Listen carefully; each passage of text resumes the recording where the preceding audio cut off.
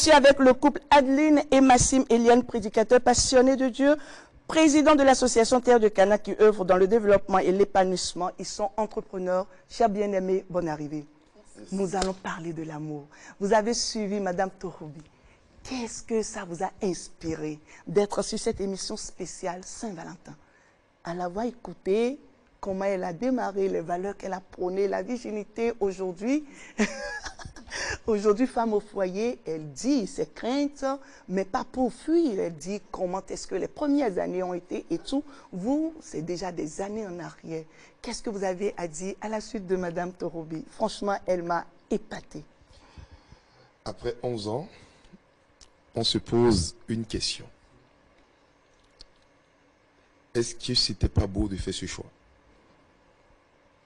Et c'est toujours quelque chose de spécial quand on se rappelle du début, on se rappelle toujours de ces bons moments. Et ces bons moments nous démontrent la capacité de Dieu à aller chercher là où l'homme est incapable de chercher. Parce que le mariage vient de Dieu.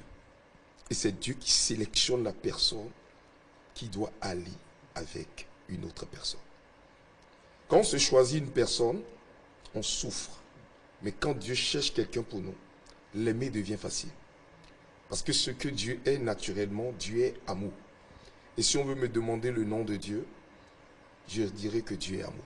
Eh mais c'est ça, love power. Si Dieu est amour, Dieu fait tout par amour. Dieu nous unit par amour. Et Dieu veut notre amour pour manifester son amour par amour pour nous. Merci beaucoup. Je veux bien entendre Madame Eliel. Franchement, à entendre votre mari, je dirais que mais tout est beau dans votre couple et je le souhaite, c'est ce que c'est mon vœu. Alors, comment vous célébrez l'amour au quotidien dans votre couple? Parce qu'on vous voit toujours rayonnant. Un jour, je suis tombée sur une de vos publications, mais vous avez écrit, attendez, mais il y a trop de love dans mon corps.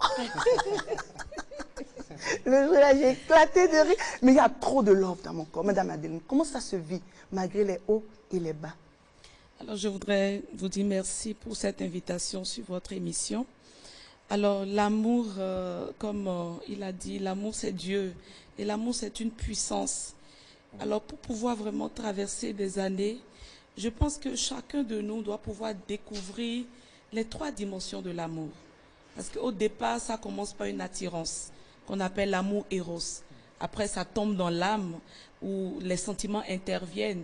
Et là, on parle de l'amour philéo. Et au niveau de l'esprit, il y a l'amour de Dieu qui est l'amour agapé. Donc, un couple qui veut traverser les années doit apprendre à passer d'une étape à une autre. Et on doit pouvoir retrouver dans un couple les 3 dimensions de l'amour.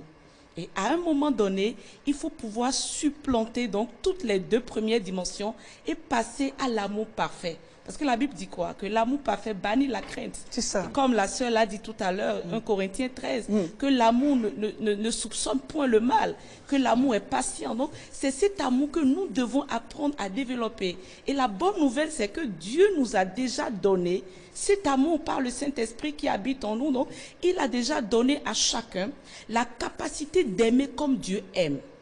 Et lorsque vous êtes brûlé par cet amour, vous traversez les années, vous allez au-delà des difficultés, au-delà des circonstances, au-delà des défauts de la personne et vous commencez à porter le regard de Dieu sur cette personne-là. Et vous comprenez maintenant quelle est votre mission dans la vie de la personne.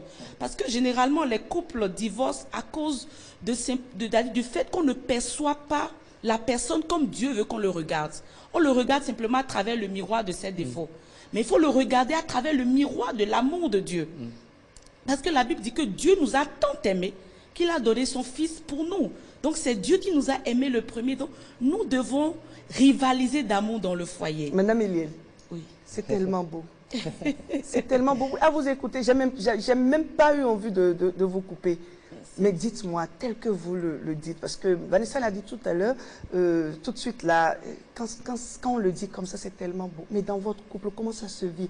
Parce que je ne dirais pas que, après 11 ans, vous n'avez pas traversé l'esprit un jour de dire, mais attends, Pourquoi, frère Massime? Pourquoi lui? Pourquoi lui ça? Et comment vous avez pu gérer ça? Alors bon, au début, ça n'a pas été toujours évident, mais il m'a dit quelque chose qui m'a captivée. Il dit qu'il veut une femme qui aime Dieu. Alors, qu'est-ce que j'ai fait? J'ai commencé à chercher Dieu. Parce que notre histoire est un peu particulière et lorsque nous nous sommes rencontrés, lui, il était à plein dans l'œuvre de Dieu. Ah oui, je vais rappeler aux téléspectateurs, il avait dit sur ce plateau, elle était à une séance d'évangélisation, c'est ça, et le frère Massime était en train de parler. Il sortait la parole avec puissance. Et madame a eu la flèche de Cupidon. Tiens, elle fait comme ça. Elle demande, le monsieur là est-il marié? On lui a dit, il dit, ça c'est mon mari. Ça c'est mon mari. Et donc c'est comme ça ça a commencé.